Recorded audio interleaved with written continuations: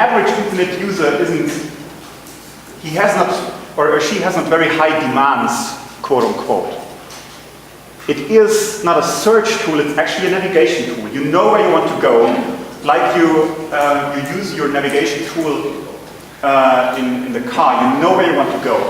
And you use a search engine in order to go there, although you already know how to go there. That's a special point. So these are the top searches in Germany from Google. And actually, please realize that Google is the #1 search query written in Google.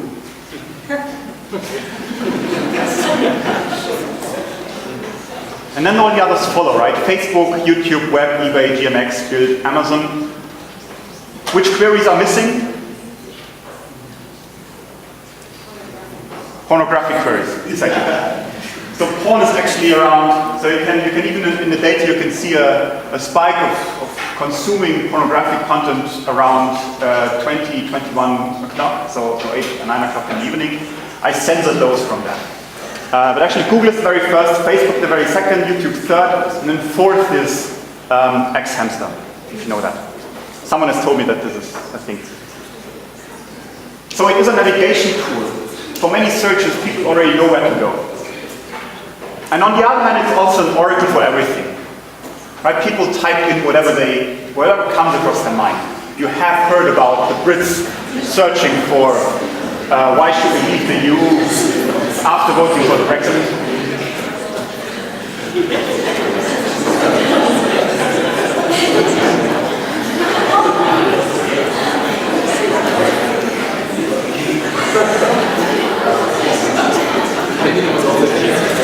So this is actual data, right? And realizing, so prepare cannabis, or I look like an Asian, or why should we leave the EU? When we realize that these are searches with which you want to discover something. So admittedly, there are many navigational queries, and I have some numbers with me. But actually, there's also these. Please tell me how I should live my life. So this is search for us as users. From a market perspective in Germany, search is a monopoly. And also in Europe, search is a monopoly. And there's this one company dominating the search market, and this is Google. And you may have heard of several other search engines. Of course, Bing is one of the other search engines, but also, for example, like DuckDuckGo, which is a search engine that you could use, but in the end, their USP is to be super private, but they use the Google index in the background. So it's a front end over a search engine, and this is why the market share for Google is actually so high, 94%. So this is search in Germany. Now let us take a look at what search is for Google. For Google, search is occupying this entry point. And actually, and this goes back to the Middle Ages, right? This is a brilliant strategy. You can have tolls for the ways users use the internet. This is ridiculous, this example. The query is Amazon, and with a probability of 98% or even higher, a user would go to amazon.de in Germany when entering Amazon. Still, Amazon cannot afford to not have an ad at the very top of the search engine result page, which is ridiculous somehow if you think about it. The users know where they want to go. What is search for Google in addition? It's data and intent. Let's have a look at some examples. This is data at work. HSV, so the German pro soccer club in Hamburg, beats Bayern Munich on queries landing at Bild.de. Why? Somewhat obvious, because Bild is located in Hamburg. That's fair. Mahjong is among the top 10 queries landing at faz.net. So at least 10% of the users go to FAZ only for Mahjong. Spiegel Online, super interesting case. For every 100 persons searching for Nachrichten, news, going to spiegel.de, 50 persons will just go there to do their tax. The Brutto-Netto-Rechner. Yeah, Tagesspiegel, another newspaper. Sudoku is the second biggest search term landing on Tagesspiegel.de. This is intent, right? Implicit intent. When you enter Sudoku, we have an intent of playing Sudoku.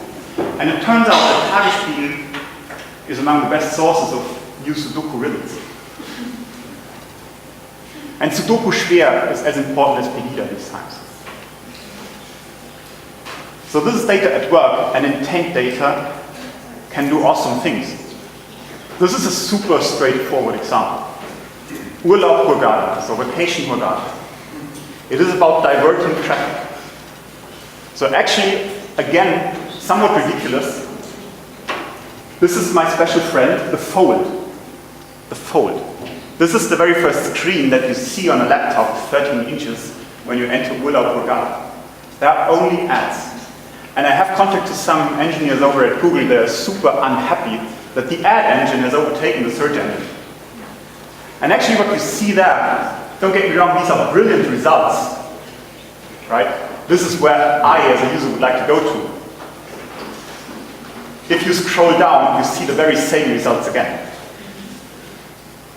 So with intent data, you can try to divert traffic in order to monetize as Google. Let's have a special case in intents. Who of you watches by coincidence the telenovela Rote Rosen on IRD? No one? Oh, that's a new case. So at this point, I watch Rote Rosen at IRD. So what should it possibly see when I enter Rote Rosen, red roses? If I watch the telenovela, well, this is a perfect result for me. This is the homepage of the TV show. So for everyone else, not having watched Rote Rosen before, and having absolutely no interest in Rote Rosen, what is the best result when entering red roses?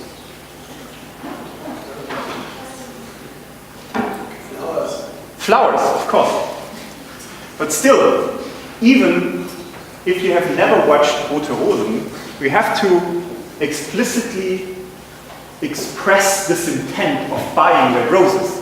Only then you get the ads, which is in this point actually the best result for me. Right? Having never watched Rote Rosen, so the TV show, there is no use of me seeing Rote Rosen as the very first result on the search engine result page.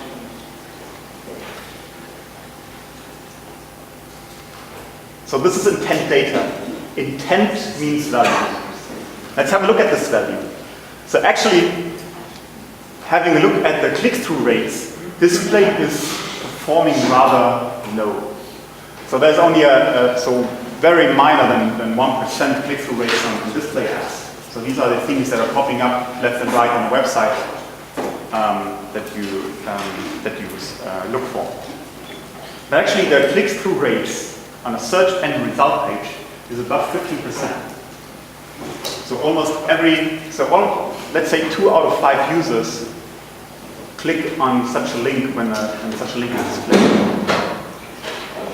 And now this is search for Google. Having this entry point and collecting this intent data means value for them. This is the average cost per minute in Germany in euro. So what you get when you show an advertising link to 1,000 people. And for display, that's €5. For a search link, that's €50.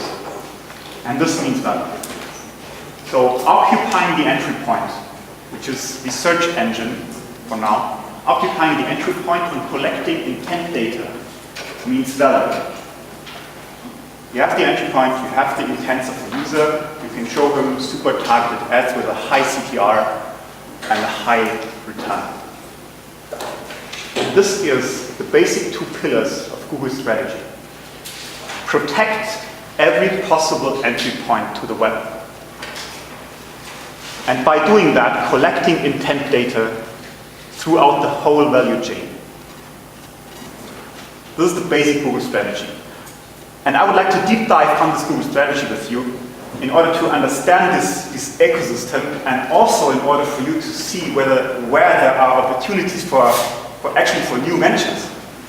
Because this is where it's super easy to define and to to start a new venture based on an opportunity along the value chain that we are trying to, or that we are going through now.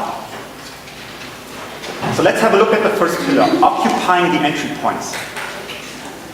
Occupying the entry points means for Google, let's say for now, means for Google browser and search. Browser and search. These are the dominant entry points to the web. Let's have a look at how Google does that. So these are Google spendings in billion US dollars. Distribution 9 billion, user acquisition 14 billion. And actually having a look at the circle, over 40% of the Google spendings are used in order to either acquire users or to keep users in their ecosystem. That's the biggest block of spendings for Google. And there are several prominent examples that you may have read in the news. Like this one. Google pays $1 billion US per year in order to be the default search engine in iOS Safari. $1 billion US. So you can calculate the upside potential of this investment. Not only on mobile, also on desktop, right? Every browser is paid by search. Browsers are free to download. The money has to come somewhere. So browsers are paid by search. And there's another prominent example about Mozilla having a deal with Yahoo in the US, which is over 400 million US dollars per year. So browsers are paid by search. So actually, Google started as a search engine, and it was a supernatural step for them to move one step forward in the value chain and try to consume even more data before users go to somewhere else. So Chrome, the Chrome browser, is a key initiative because they actually get the data or the intent data not only on an HTML page, which is google.de or google.com. They get the data right in the browser itself. Okay, this is the key entry point to the web, the browser, in the end. Pillar 2, own even more data. One of the biggest misconceptions I got to know while working at Cliqz is that users call us and they say, you know what, I'm super safe because I don't own a Google account. Google knows nothing about me. Which is not true. One of the other brilliant moves Google did was introducing Google Analytics, a tool that allows third-party website owners to track users on their page, which is a valid use case, right? Let's say an online fashion retailer should know where its users click on. And when you go to a given site, let's say Spiegel Online, they use Google Analytics in order to track their users, which also means that everything you're doing when going to Spiegel Online, or everything you do while being on Spiegel Online, is recorded by Google as well. And actually they do that very intelligently by injecting a JavaScript snippet in your browser. That means they follow you through the web. You don't even have to have a Google account in order to have a Google account. And this is the Google page. They do not give any data away. Why should they?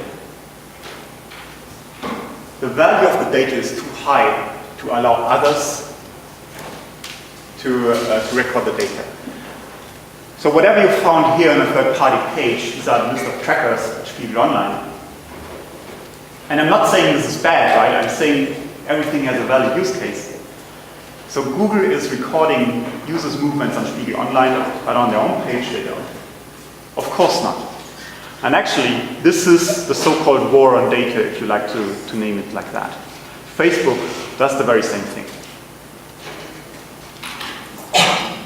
So Facebook invented the Google like button, which is a brilliant idea because a like button is on literally on every page on the internet. And you can express that you like this article that you read or you like this picture.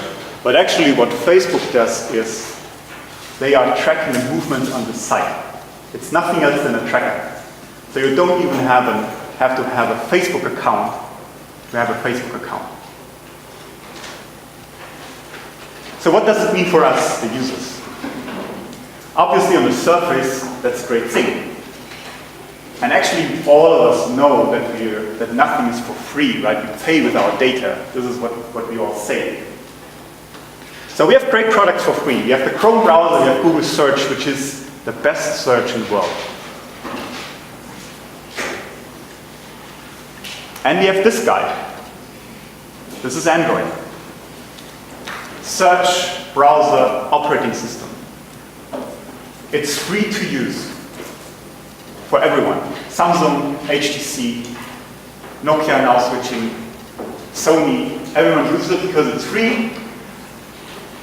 Have you ever heard about the terms and conditions when you use Android as an operating system for your devices? So one of these terms and conditions is you have to pre-install all Google apps that Google can define. You have to install it on the very first screen. And it's super hard to get rid of them. And it doesn't stop that. This is the value chain of where you as a user can generate intent data about yourself.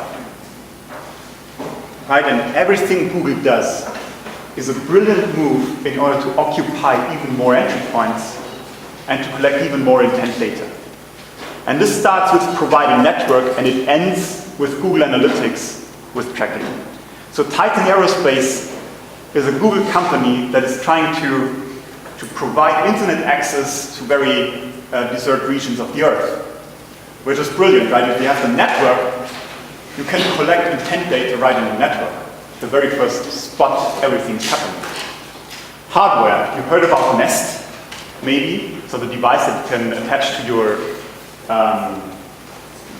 heatings, and you can remotely control your heating while being on your way. Google Glass, Chromecast is another piece of hardware that allows you to stream content on everything. Then you have the operating systems. You have Android, you have Android Wear, which is also hardware-wise a new entry point to the web.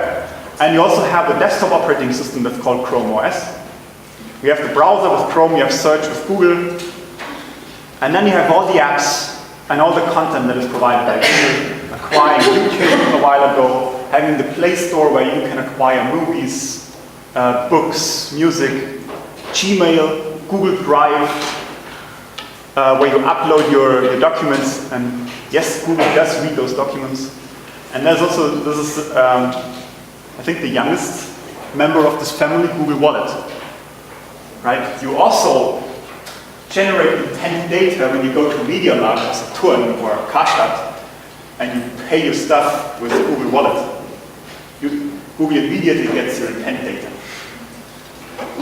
And then you have Google Analytics, which is also a brilliant move because you don't even need to use the Google service in order to generate intent data that can be used by Google.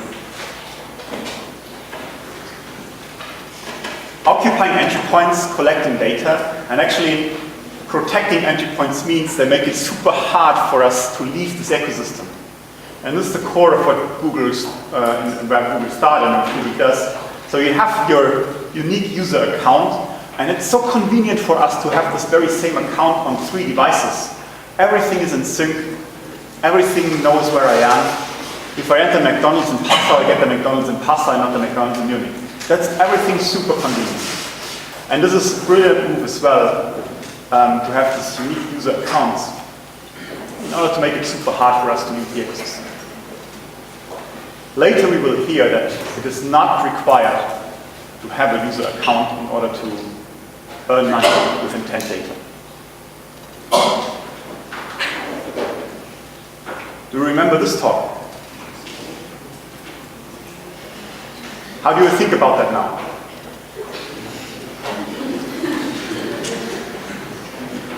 Philipp Löschlander is an awesome guy. And I know privacy is among the top values of Egypt. But if you think about it, by using gym equipment, you're also generating intent data. You're doing exercises. You have your training plans. A brilliant ad for someone who exercises a lot is ads for protein shakes or something like that. Right? eGym could also acquire and protect an entry point where intent data is generated.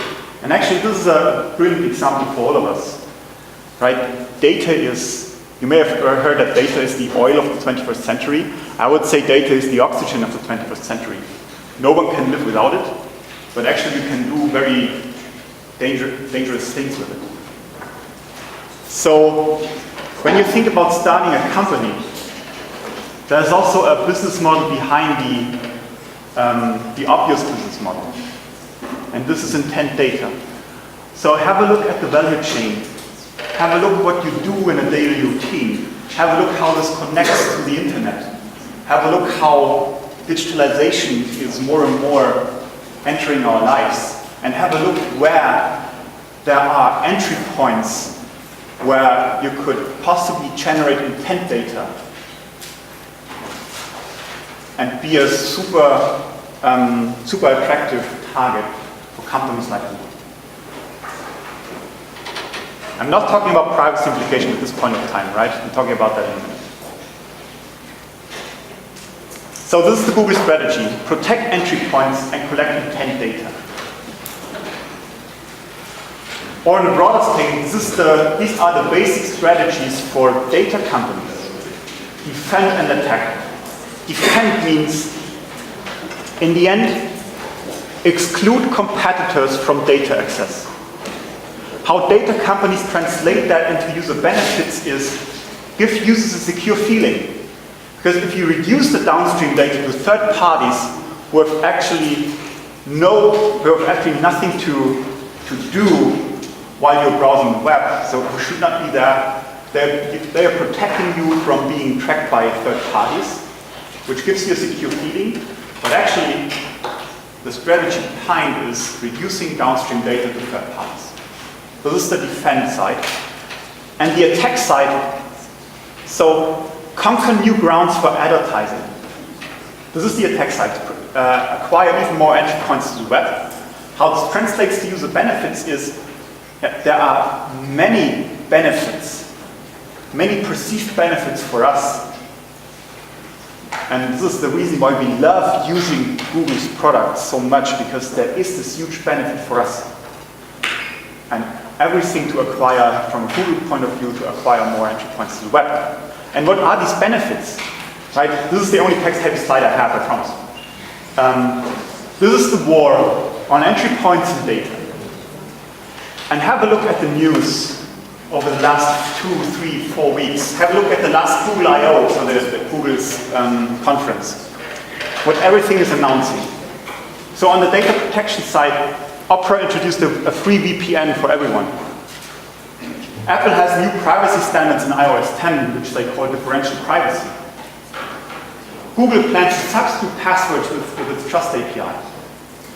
Or among the more hyped examples are everything that has to do with messaging. To the very right side, right? Messaging is, so WhatsApp was really urged to introduce end-to-end encryption. But in the end, messaging is such an awesome use case to generate intent data. Because let's say we would like to, or let's say we all play PlayStation, and I chat with someone of you, and we talk about a new game coming out, let's say Battlefront 1. So the messaging provider not only knows that I'm interested in Battlefield 1, he knows also that my chat partner is interested in Battlefield 1. Right? So Facebook starts to include ads in the Facebook Messenger. Telegram starts doing so, and so on and so forth. And actually this conversational interface spreading even more. You may have heard about Amazon Echo. Amazon Echo is a device that you have in your room, and you basically say, hey Amazon, please buy diapers. And then diapers come. And the last, or the latest brilliant move by Google is introducing an app for iOS devices that's called Gboard. Gboard is a keyboard done by Google. And actually that's an interesting thing, right? Because you can type with it, so you can type your messages with it, And with a tap of your finger, you switch to Google search right within the keyboard, which is awesome. But if you think about it, this keyboard is in every app in iOS. And if you think about it, with Gboard, your iOS device is literally an Apple branded Google device. Super brilliant. And we're not talking only about Google, right? It's the most prominent example. But having a look at the value chain, you see especially the big four. Apple, Facebook, Google, Microsoft. Microsoft celebrating a huge comeback these days, actually. So one example is Facebook, right? You have the Facebook app on your mobile device, and you used to read your news stream on Facebook in that. But what the Facebook app has become over the last year is a browser. You can consume every content on the web using your Facebook app. So more entry points acquired for Facebook. And if you follow the news, what Microsoft did over the last year, brilliant moves. Invested in Facebook, invested in Skype, invested in LinkedIn, still having the best office suite out there. So this is your social life that Microsoft built. And everything for that. Display ads at the right point of time on this very prominent real estate. And this is converting like hell. Because the better the intent data is that Google has, the better are the ads, the higher the click-through rates, the more value Google generates out of entry points and intent data. Entry points and intent data.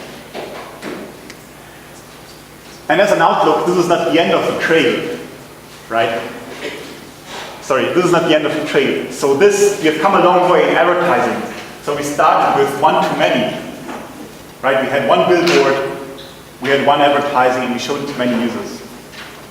Then we moved on to one-to-one marketing. So we know about a single person, what his or her desires are, what his or her intents are, and we can very targeted display an ad that converts awesome. And by occupying more and more entry points, and by collecting more and more intent data, these media companies, so the big four, nothing else than media companies, they're moving from one-to-many over one-to-one to a one-to-moment marketing. A one-to-moment marketing. Google calls that the micro moments. The micro moments that you can monetize. You may have heard about Google Now on Tap. Google Now is suggesting you content in the internet with a fingertip. And actually Google Now on Tap is an overlay over every app that could possibly be on an Android app. And it scrapes your screen, it reads out what you currently read. And by tapping on Now on Tap, you get additional similar content from the web and of course ads. And these are the one-to-moment occasions that you would like to have. This is where you can monetize. So there are many micro moments. I want to know moments. I want to go somewhere moments. I want to do something moments, and I want to buy something moments. I want to buy is the most obvious one, but I want to do something. So if you want to go to have dinner somewhere, it's not about and you have your target, why not showing an ad that shows an even better venue to go for dinner? Any questions so far? I have a question about WhatsApp. It's not our thing, so we would, you said that WhatsApp also analyzes our discussions in the group or whatever, so how do they search for keywords? I mean, it's a lot of data, so they can't just, there's not a person sitting there reading it, so yeah. Keywords, or it's also connected with Facebook, so they're analyzing it together? That's the simplest method, actually, yes, totally true. They're analyzing for keywords, which in their vocabulary is nothing else than search queries. My stupid example of Battlefront is a super obvious search keyword as well. So by analyzing, so going through these, going through the endless, these endless texts, you can leave out all the stop words, and you the words that where you associate content with, and just by giving that to a search engine, you get the intent of the user. So the algorithms can detect keywords, and based on them, can detect what the right ads are for you. You said the value of data is too high to give it away. On the other hand, you see, for example, for Facebook, you have a mechanism like social login, where they offer third-party websites to access personal data or data stored at Facebook. What would be your explanation for that? Money. Additional revenue stream. But they don't get paid for it. Not directly, yeah. But in the end, it's brilliant, right? In the end, when you think about it, this is the more website owners are relying on this data pool, the better for Facebook.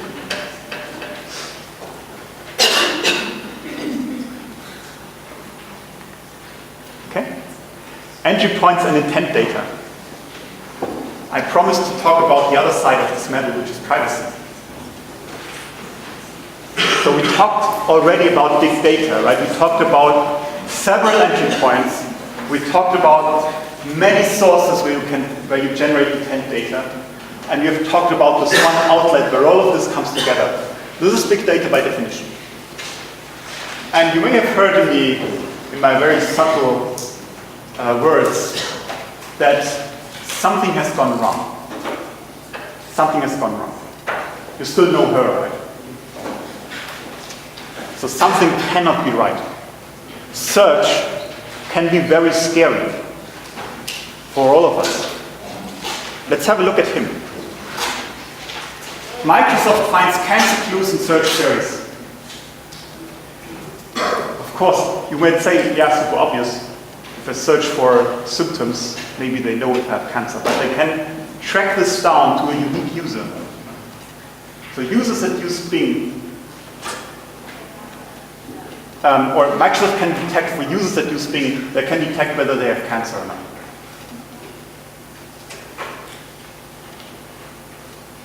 Target, a supermarket chain in the US. Have you heard about this story?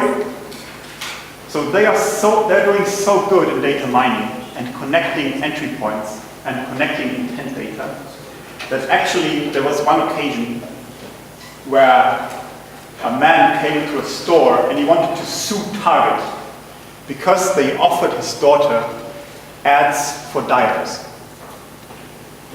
His 17 or 18-year-old daughter. Ads for diapers. And even more. And the store manager was a bit surprised, and he promised to have a look into it. And he had a look into it and he could find nothing wrong. Right? Of course we have these ads for your daughter for diapers, for pregnancy products, for childcare.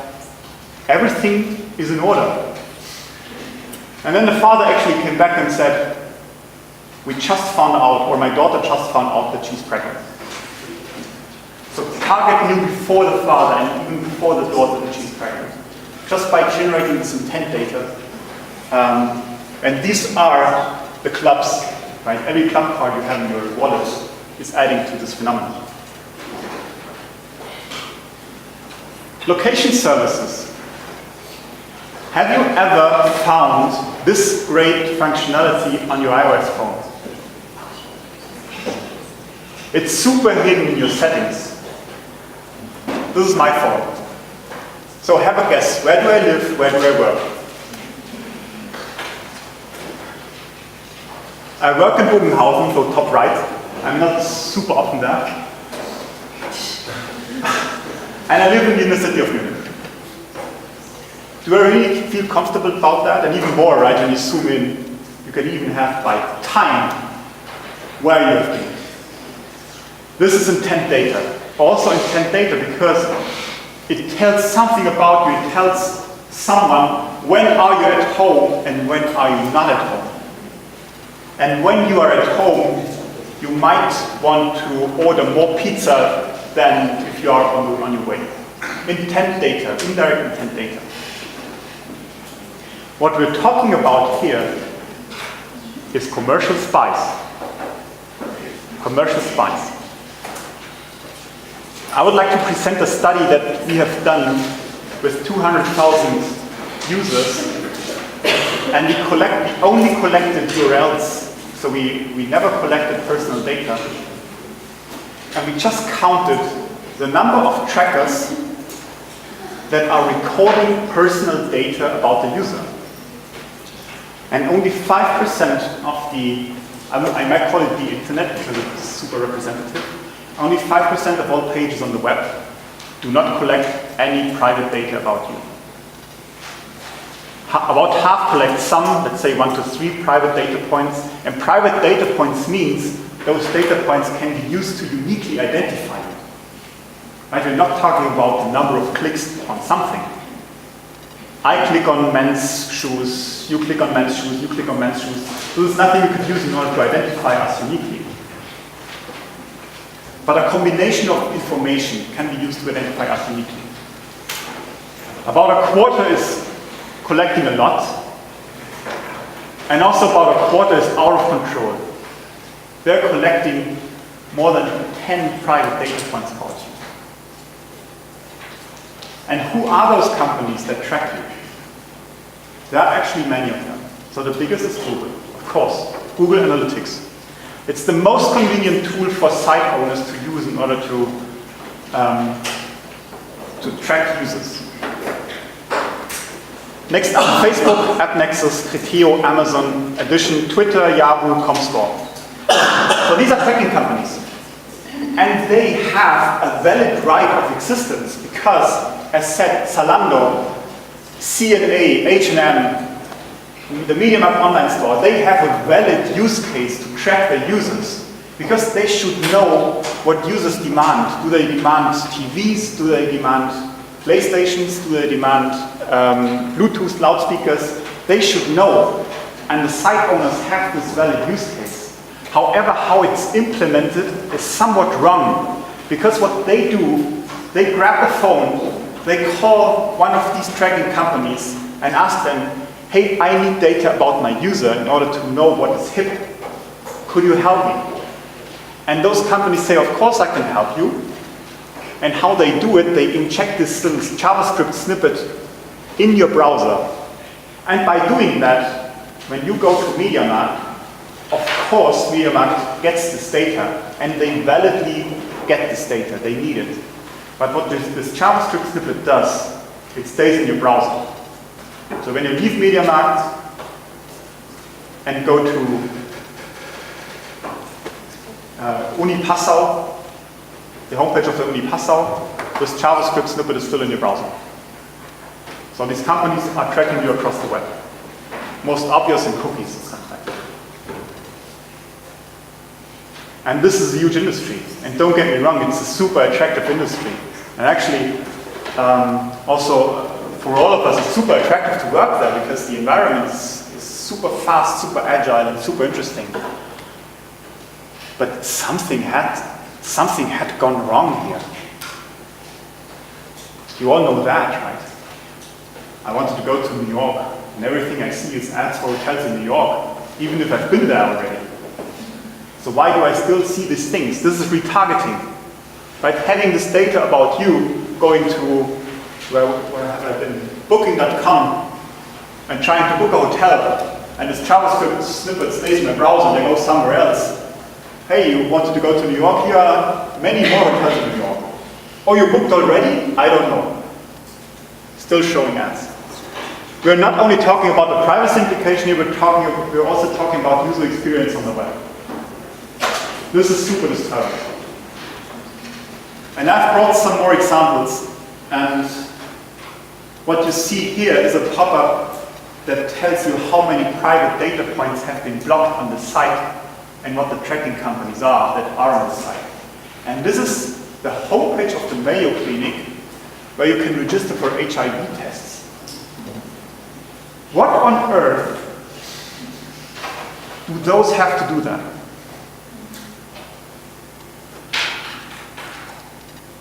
Someone has told you what that is. Ashley Madison.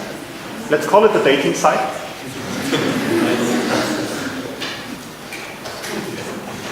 There has been a data leakage some months ago, right, where data had been for sale about Ashley Madison.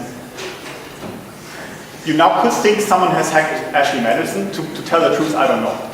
Someone has hacked Ashley Madison. There's another truth. When registering for Ashley Madison, there they are. Google Analytics. Google knows that you're registering with Ashley Madison. And this is why the motto of Google is so important to every Google employee. Do not be evil. Because they know. Do not be evil. Next example. Does anyone have an account with a somewhat new bank, number 26? Okay. My colleague Sven has one, and we were quite surprised when we saw this. This is behind the login wall. Actually, what I blurred there is Sven's bank account. He even allowed me to show it, but I blurred it nevertheless. And what on earth, why does Facebook have to know how much money is in my bank account? And what do they do there?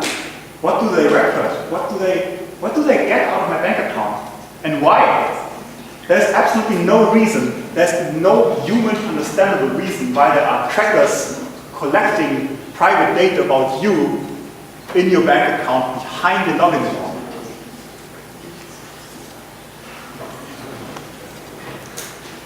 And another example, and you realize where the journey is going to, right, and what Cliqz does with protecting users' privacy. And to tell the truth, it's so easy to make mistakes. We have a Vimeo video on our homepage. It's an image video where we introduce Cliqz and where we introduce some colleagues. And you know what? Vimeo is tracking it.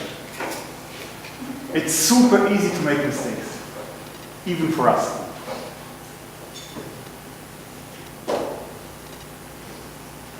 And even harder, there is no opt-out. There is no opt-out to this industry. This is a TechCrunch article from some weeks ago, and I would like to read that out aloud. According to the Wall Street Journal, Facebook will use a mix of cookie tracking, its own buttons and plugins, and other data to identify non-users on third-party websites. Added to that data, Facebook will use patterns within its massive user base to make educational guesses about non-users to help target them with more relevant advertising. Non-Facebook users. Brilliant. Brilliant. And another example. If you ever heard about Cliqz, we got somewhat backfire from many users, and I totally understand that our browser does not allow add-ons. We do not allow add-ons. What follows now is not our data. What follows now is data that you can buy on the market, and this data is collected by add-ons that are in the browser. So this is a bunch of YouTube videos. To tell the truth, I don't know what this is, but if you want to have my educational guess, this is from an add-on that collects data. So this is an add-on collecting data, and this add-on makes it possible to download YouTube videos. Right? So these add-ons are for free. You can download YouTube videos. Awesome, we all want that. But what this add-on does is collect data about you, generated intent data. YouTube videos, you might say, of course I can have it. Everyone can watch my cat videos. We did an experiment with this bought data, and I had to blur it out. This is data from an add-on or data that we bought on the market, presumably collected by an add-on. And this is just a historical overview of what a given user has done. Right? This is the historical things that he has been doing. And actually, when having this view, it's super easy to know him. And this guy's real. And actually, there was a report on ARD Brisant, so it's a boulevard magazine, where we did with Brisant this experiment, and we uniquely, just by this data, we uniquely identified a user, and we had such a pile of papers, and we've gone there, visited him. He was an IT security expert, and we told him, did you know that we know everything about you? And he was totally flashed. What about the add-ons we use to protect our privacy, for example, Ghostery or an ad blocker? Are they somewhat integrated or can we trust them? Ghostery you can trust. You can even trust AdBlock Plus. Actually, I didn't bring it with me, sorry. There's an article also on TechCrunch from some weeks ago that lists that said that many add-ons in the Mozilla add-on market and also in the Chrome market are collecting this data. And actually, AdBlock Plus is one that does not do it, or that's super fast. It goes through as well, but I didn't bring it with me. But actually, this article has triggered some action at Mozilla. Do you use Slack?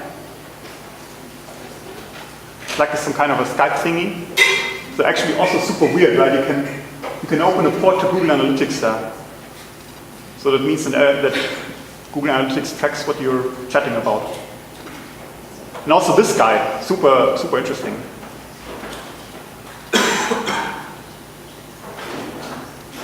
We do not have to wonder ourselves that people do not trust the web.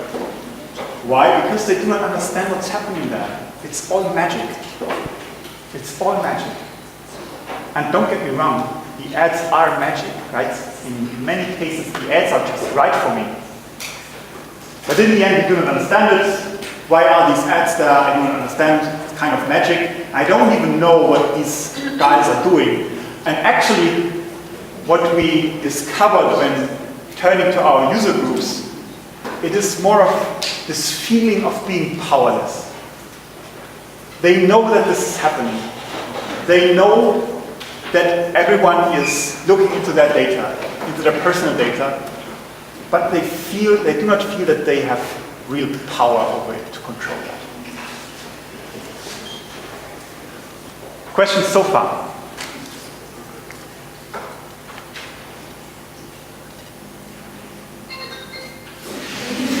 Tracking. So this is an attempt, and now my small advertising blog starts. But as said, I do not want to sell. Designing and leading a startup challenging the status quo. So, my boss, Tom Holschmetz, he saw all this, right? He saw this value chain and he saw what's happening there. And to be super honest, this is a moonshot. Right? When I joined Cliqz, all of my friends said, huh? What are you doing there? It's solved. Google is dominating the thing. There's no space for you. But actually, Yahoo was there first and Google came second, so they could have been asked the same question. So designing and leading a startup that is trying to challenge the status quo is doing best by following the basic strategic pillars of the others. Right? In the end, Cliqz is a data company, so this is our strategic pillar. And what we're doing, we're challenge at the core. Right? For all of us, there are many entry points to be occupied. With the power that we have, and I think all of you know that Hubert Burda Media is behind Cliqz. With the power that we have, we actually make this bet, we challenge at the core. And the core is browser search and also tracking. And how do we do that? So we have to provide something that is better, that provides a better user experience than what Google currently does. I'm not a fan of these messages that make that make you fear the internet. Right? I'm a product guy. I would actually want to have users that love using our products. But it's a combination of both. But how to challenge at the core? So first of all, how you should challenge it, reinvent user experience, and retreat to what users really want. They do not want to be all over the place. What do users really want? And let's have a look at some examples that reinvented the user experience, not of search, but of the ecosystem. This is mobile.de, 2006 and 2016. This is not reinventing user experience. It looks the very same like 10 years ago. What really reinvented user experience is that. Uber, no mobile.de, no more owning a car. It's about sharing a car. It's about a digital component to our life that is substituting a concept of me possessing a car. Another example that I like, reinventing UX of the ecosystem. To the left is the 2006 page of Sheraton, to the right is the 2016 page of Sheraton. It's the very same. It's the very same. Those companies are staying within their business models and they are trying to optimize against their business models. But new, and here's the word, right, for innovations researchers, new value networks are created. And this is the value network that is hot today. It's Airbnb. It's the digital component to provide housing for a limited amount of time in another city. It's not the hotels, it's this thing. Now you know where I'm going to, and have a look at that. The 2006 Google search engine result page and 2016 Google search engine result page. Please do not tell me that after 20 years of doing search, we haven't found a better way of presenting results like that.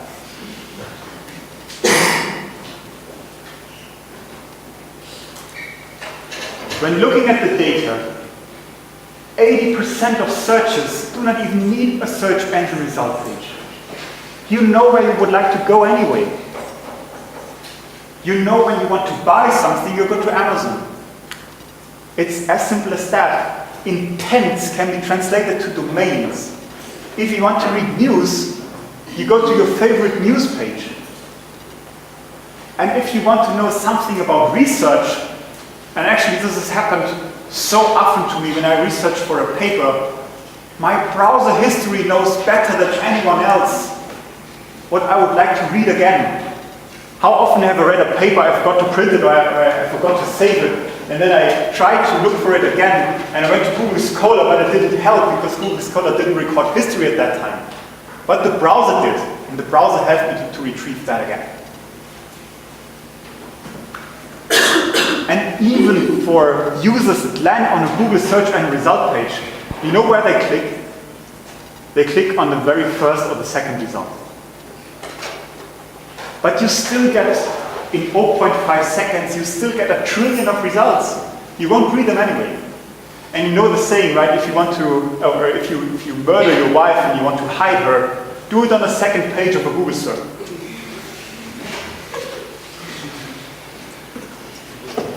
When navigating the web, user experience is mainly about getting an individual to the really desired destination. The really desired destination. After 20 years of doing search, after 20 years of collecting intent data and being so awesome at providing targeted ads, we still have to provide 20 pages for a search? We know where users want to go. In fact, it's for 80% of the searches, it's sufficient to only provide one result.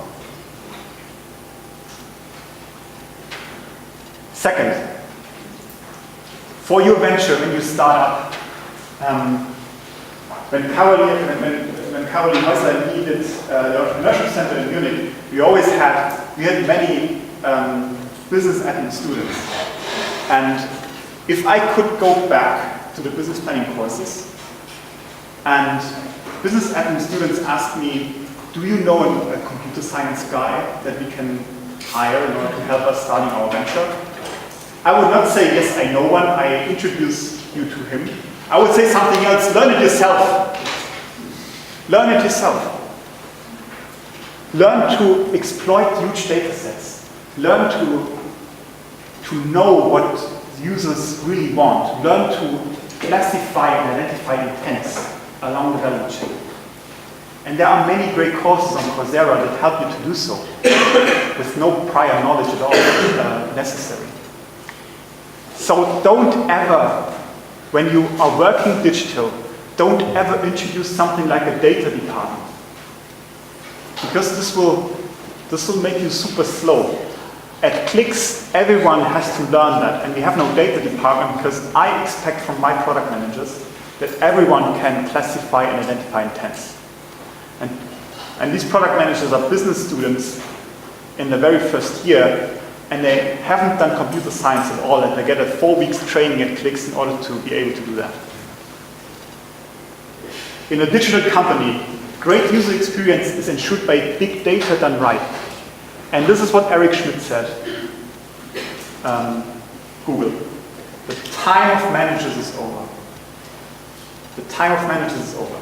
To tell the very truth, we don't have a classic product management at Cliqz.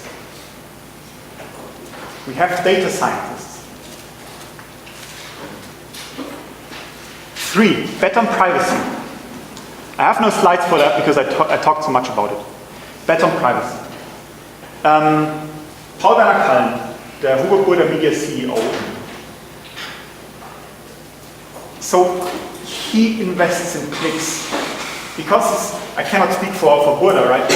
He invests for Cliqz because he says the next digital wave will revolve around the privacy topic. And instead of chasing others leading the way in that, I want to be at the forefront of this digital wave. This is why I invest in Cliqz. So privacy is super important. It is important for every digital company. If you ask me, it's important for every digital company to protect users' privacy, and not only that, to educate their users what's happening on the web. And as said, I'm not here to make advertising. Actually, there was a question about Ghostery. Using Ghostery on your Firefox browser, together with an ad blocker, is an awesome setup. Do it. So bet on privacy. And when I say bet on privacy and protect users' privacy, the first question always is, but how do you earn money then? How do you earn money if you do not collect any data? And I will talk about that in a bit, promise. But last, let me say bet on open. So provide a platform rather than an app. eGym, if you think about it, is a platform. Everyone is able to enter this platform and to do awesome things with the data in a private way. And this is possible. So, and this is what Cliqz does, right? When I talk about, and this is controversial, and when you use it, you will have your experiences. Let me phrase it this way. But we think search somewhat new. We search in the browser, and when I say so, you say, that's been for 5 years now. When I search in Chrome, I also get search results. No, you don't get search results when you use Chrome. You get suggestions for query completions. Right, what we do is, this is our mobile app. What we do when you enter a search query, we provide you with the most relevant result out there at this point of time. So Brexit, the majority of users goes to the Wikipedia page. And actually what you see there is not a search and result page. It appears when you type the query. So on a mobile phone, it's nice, right? You don't have to use data in order to load a search and result page, and then again in order to load the Wikipedia page. This is just a rendered text file. Super fast. And it is only one result. Take it, or with enter, go to Google. Take the most relevant result, consume it, or if you're not satisfied, go to Google. You do not want to get in your way, in your user habit. Next one, ensure privacy. Two-sided strategy, right? Reduce downstream data to Google. And actually, this is the very first thing we did when building a browser. Protect a user's privacy. Because several of our colleagues have a bank account at number 26, and they are working hard in order to prevent this thing. And actually this is already working, right? This means that we are blocking those data points that are collecting private data about Sven. Sven is a designer, actually. And how do we ensure users' privacy? Well, the truth is, you can only provide a privacy-preserving product if you do not collect any private data at all. That's the safest thing. And we are not collecting any private data at all. You have personal data on your device. That's your browser history. So the best personalized data set is on your device already. So there's no reason why we should, or why anyone should grab this data, pull it over to the own servers, and then throw it back to you.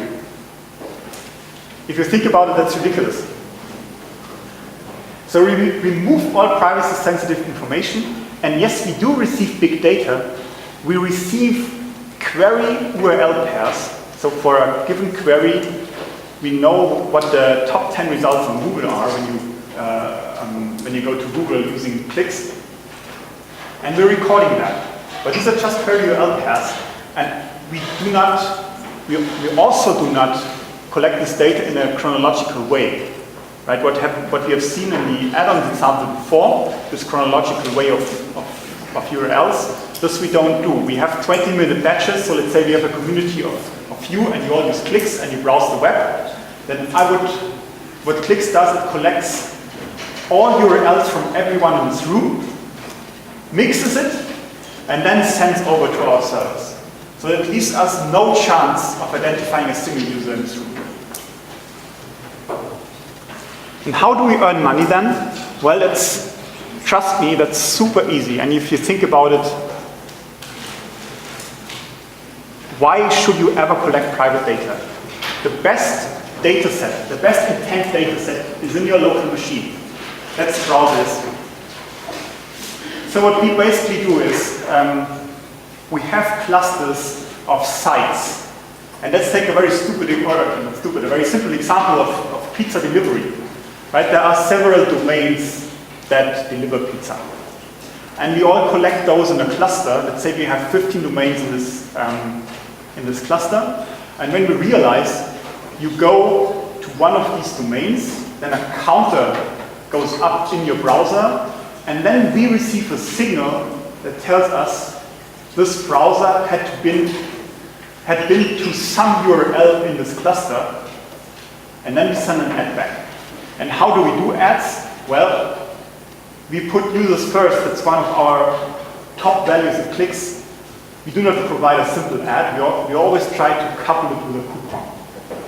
So it's super strong intent, right? When you, at the evenings, when you go to pizza.de and you want to order a pizza, then the intent is super clear for us. And at this point of time, yes, we do allow ourselves to provide you with a coupon for another site to divert traffic as well, for another site that saves you 10% or so. Privacy preserving, just with the data that is only locally stored in the browser.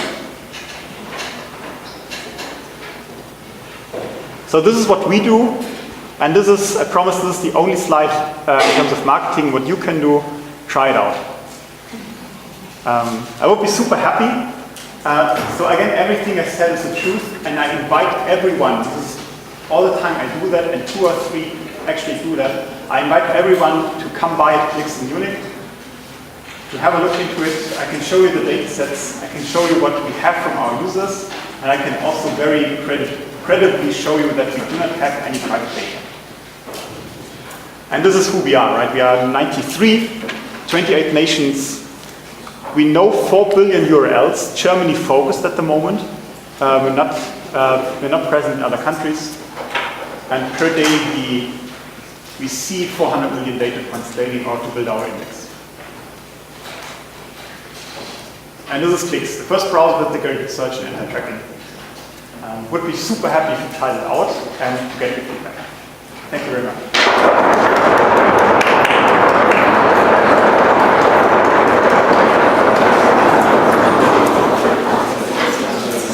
So I guess we have some more minutes left for some questions maybe to allow. Other questions? Do you intend to provide this service as a private search engine to companies outside, like as a search engine for other businesses? For example, I think about the car industry, which is getting more and more connected, and they're struggling finding a proper search engine because they don't want to go with Google. Yes and no. We're not actively following up on these trails at the moment. We are approached by some, but to be honest, this is also a resource question at the moment. We would love to, but we're not doing it at the moment. What we do is that, if you may count it in that direction, several companies have written us if it is possible to roll out Cliqz as a standard company browser. This is something that we do, right? And it's super attractive for IT admins because you cannot install add-ons. You're super private, you're super safe, so it reduces the overhead for IT admins. So this is what we do.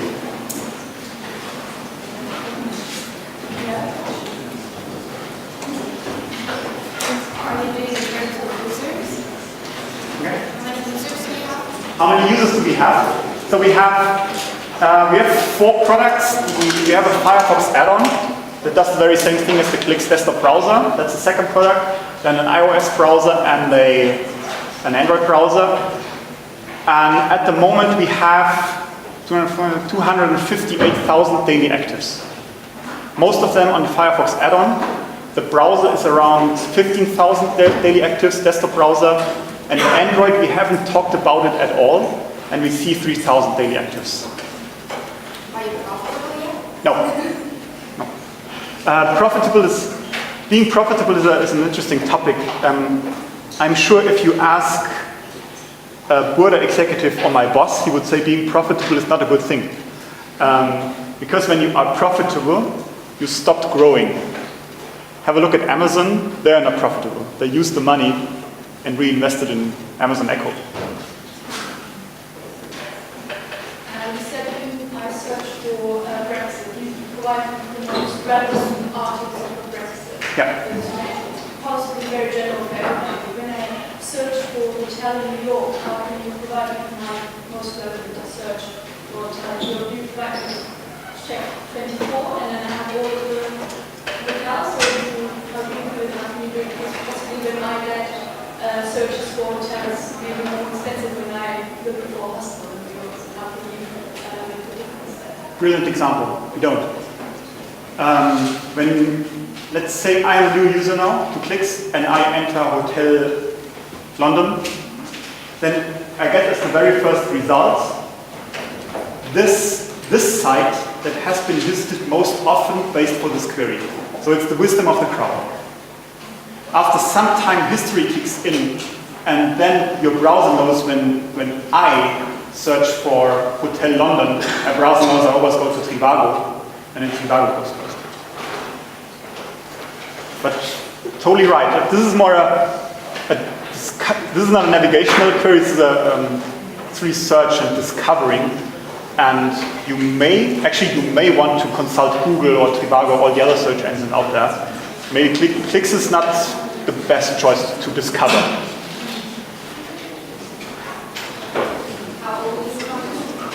The company has been started in 10 years ago, in 2006, and we're doing search since 2.5 years.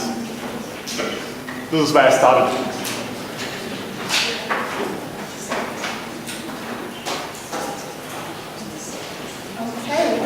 I think it's time to thank you for a wonderful presentation. I think we have heard about the importance of intent data, but also how scary it is that some firms really have so much intent data about ourselves and really can identify ourselves and do, I don't know, whatever up, and I very much hope that no evil is somewhere there.